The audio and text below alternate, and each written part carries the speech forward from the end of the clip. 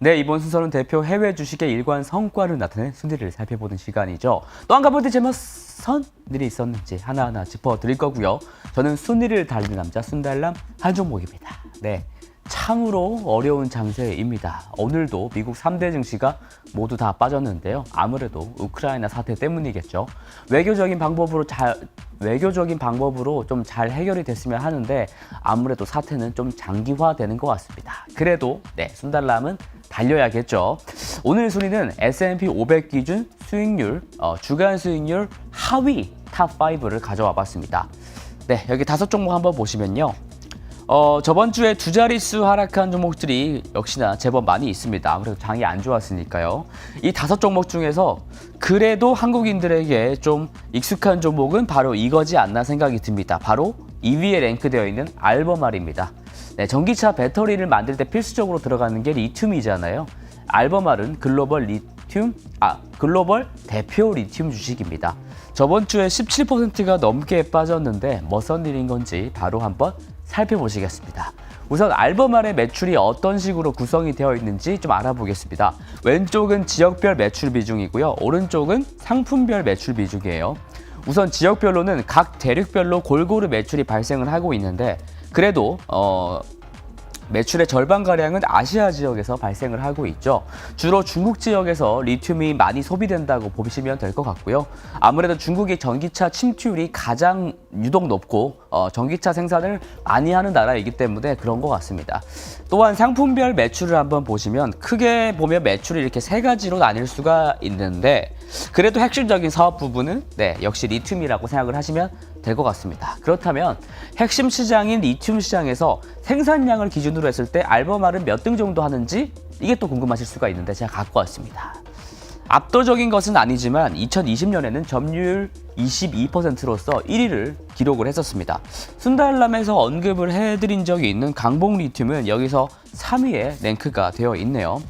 여기서 중요한 점은 뭐냐면요. 글로벌 리튬 채굴 시장이 몇 개의 기업으로 지금 과점화되고 있다는 겁니다. 과점 시장이라는 말인데 그만큼 새로운 기업이 이 시장에 들어오는 게 쉽지가 않다. 그만큼 진입장벽이 높다라는 말이 되겠습니다. 리튬 채굴 기업들이 왜 리튬을 캘까요?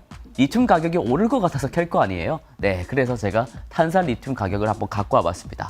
가격이 정말 미친 듯이 이렇게 뛰고 있는데요. 탄산 리튬 가격은 높은 수요를 증명하듯이 최근에 신고가 랠리를 경신을 하고 있습니다. 여기서 잠깐 용어 정리를 좀 하고 가겠습니다. 제가 탄산 리튬이라고 언급을 했는데요. 탄산 리튬과 수산화 리튬에 대한 용어는 좀 기억해 두시고 가시면 앞으로 이제 전기차 배터리 관련 기사를 보실 때 도움이 확실히 될 수가 있습니다. 탄산 리튬은 리튬 카보넛이라고 부르는데요. 이 탄산 리튬은 주로 노트북이나 스마트폰 배터리에 활용되어 왔습니다. 그리고 중저가형 전기차 배터리에 주로 이 탄산 리튬이 활용되게 되는데요. 그래서 중국에서 탄산 리튬 수요가 특히 많습니다. 이 탄산 리튬을 수산화 리튬으로 재가공을 할 수가 있는데요. 이 수산화 리튬은 리튬 하이드록사이드라고 불립니다. 이 수산화 리튬이 고성능 전기차 배터리에 주로 들어가기 때문에 앞으로의 핵심 물질이다라고 보시면 될 것 같아요. 뭐 하이니켈이라든가 뭐 NCA라든가 NCMA라든가 이런 고가의 배터리에 탑재되는 리튬이니까요. 다시 돌아와서요. 리튬 가격, 탄산 리튬 가격을 다시 한번 보시겠습니다. 작년 초 대비 무려 10배가량 올랐습니다. 10배 올랐습니다.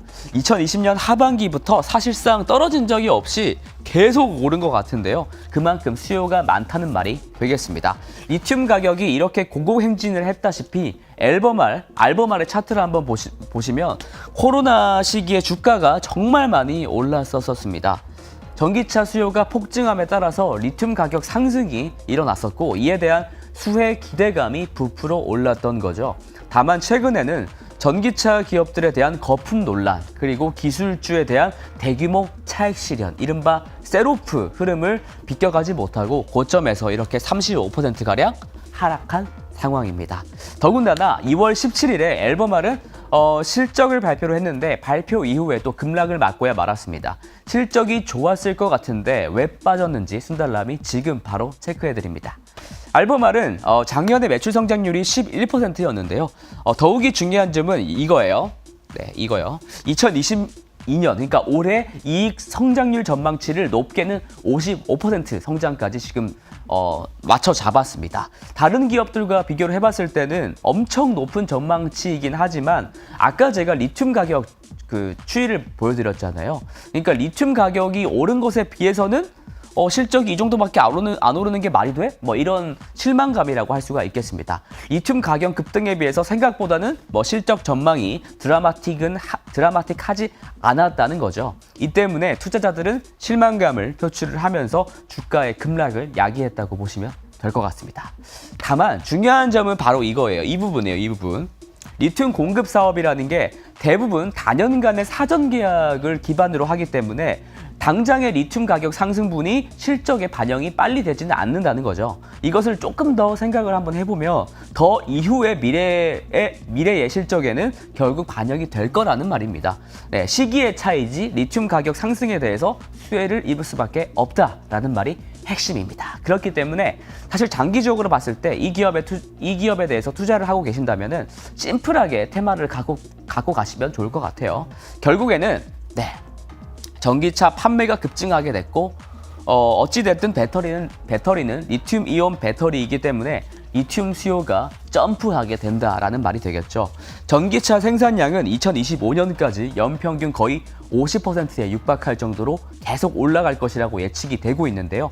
이처럼 전기차 판매량이 기존에 예상했던 속도보다 훨씬 더 빠르게 팔리고 있기 때문에 전기차 전환 속도가 더 빠르기 때문에 리튬 수요도 생각보다 더 높아지고 있다는 게 주요 내용입니다. 그래서 그런지 알버말이 매년 자체적으로 예상하고 있는 리튬 수요량도 해가 갈수록 더 올라가고 있습니다. 네, 예전에 생각했던 것보다 시장이 리튬을 더 필요로 하고 있다는 거죠. 이렇게 수요가 충분하다면 결국 문제는 공급이겠죠.